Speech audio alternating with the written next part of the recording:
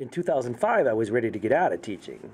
I'd been an elementary school teacher for 13 years when they told me I couldn't make space stations in the classroom and then I had to teach by using scripts written by major book publishers. I was out, and I was on my way to a new career in parking cars on the Las Vegas Strip. But in a twist of fate, I got into the Gifted and Talented program, and it turned my life around. The best part is that I got to make up my own stuff. I like to combine ideas, as I do here in my unit called BizCoaster. It's a combination of paperrollercoasters.com and bizworld.com, bringing both physics and business to an elementary level. Buckle up. This is going to be a bumpy ride. Students get some startup money and move out of their grandma's basement and into their first office complex.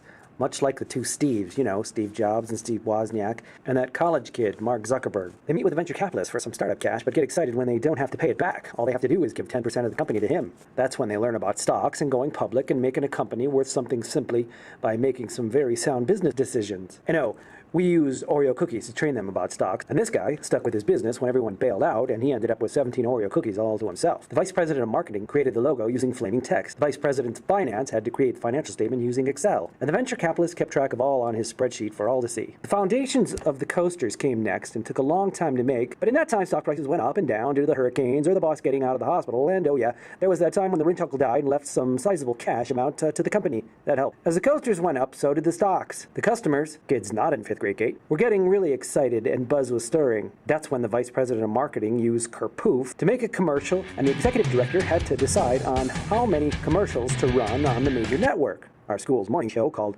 GMS, Good Morning Smalley. And the vice president of finance had to spend 50 bizbucks, that's $50,000 in US currency, for each commercial aired, and some ran it once and some ran it 6 times. That's when companies started to complete their coasters and things got competitive. The roller coaster park opened up and everyone came, and for each kid who rode the coaster, the company earned 10 bizbucks and stocks went up and up and up until, well, we ran out of time and the coasters faded into history and the businesses all sold their stocks for thousands and thousands of bizbucks, which translated into millions and millions of dollars. Now that they were all retired, they invested some of their money to their future and spent 3 days shopping for all the things they wanted to buy and made a PowerPoint about their goodies and presented it to everybody, yet something didn't seem right. They still ended up having millions and millions of dollars and nothing to do with it, so they discovered Bill Gates and this idea of giving it all away called philanthropy and spent some time creating a Frodo Story 3 project about the 5 to 10 charities who will receive all of their money. Oh, but it doesn't end there, because they still had some money left over, and it wasn't until recently that our business owners passed away of old age,